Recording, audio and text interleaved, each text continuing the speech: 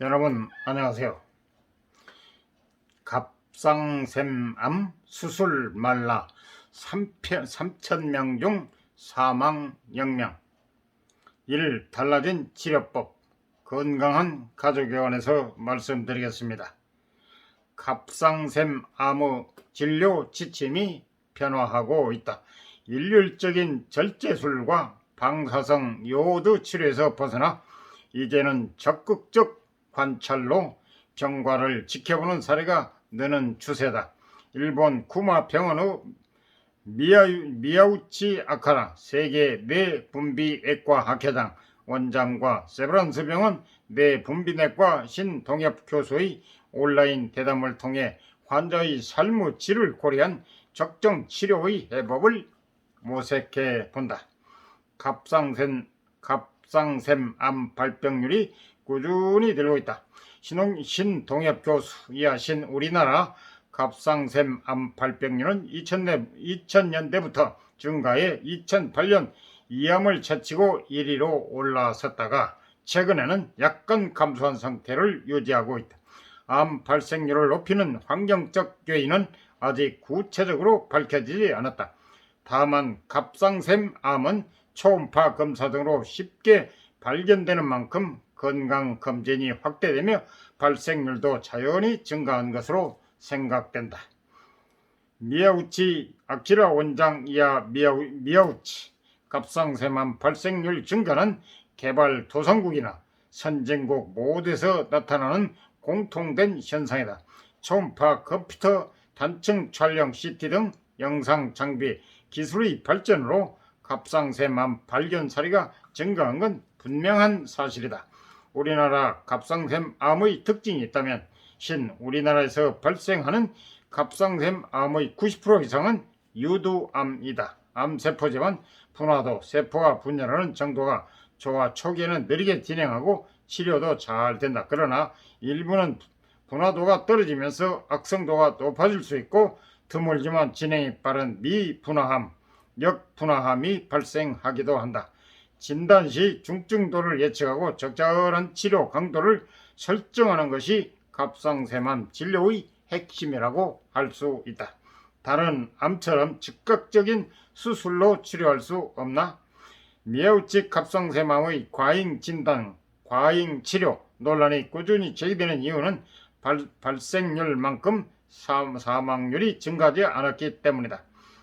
최근 진단되는 갑상샘암의 대부분은 종양 크기가 작은 미세 유두암인데 일반인도 사후 부검 시 크기 3mm 이상인 미세 유두암이 3 내지 6%에서 발견될 만큼 무증상으로 살아가는 경우가 많다. 즉 미세 유두암을 발견하고 수술하는 것이 과잉 진단과 과잉 치료가 될 수 있다는 뜻이다.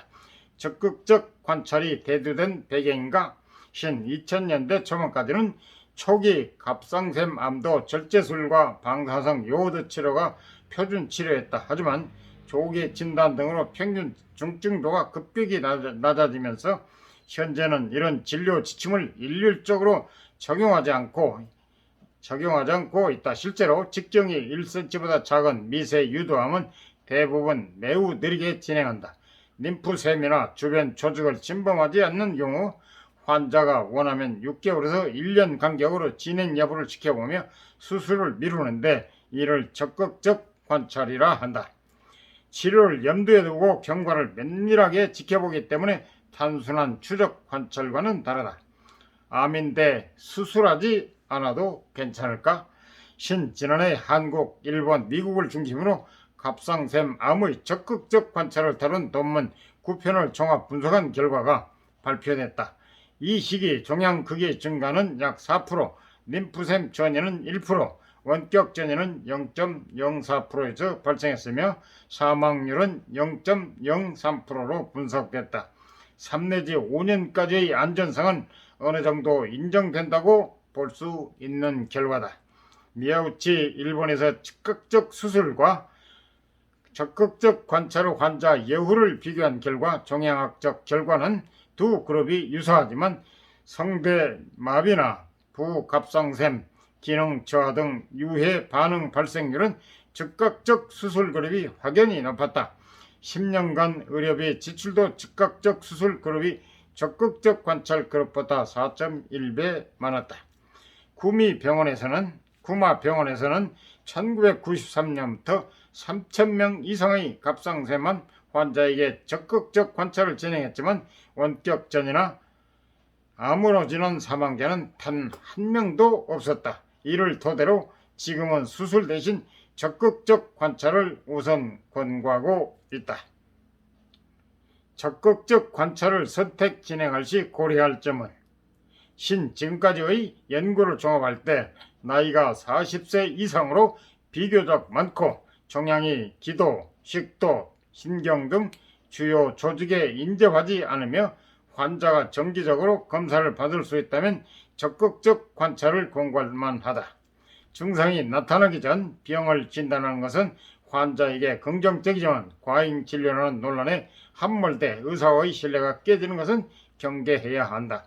갑상선암의 합리적인 치료 원칙을 찾기 위해 일반인과 환자, 의사를 대상으로 교육 홍보를 강화한 한편 암 중증도와 장기적인 예후를 예측할 지표를 개발하고 진료 지침을 지속해서 업데이트하는 등 사회 전반의 노력이 이루어져야 할 때다. 이상 도움이 되셨으면 구독, 좋아요, 공유 꾹 눌러주세요. 많은 도움과 힘이 됩니다. 감사합니다.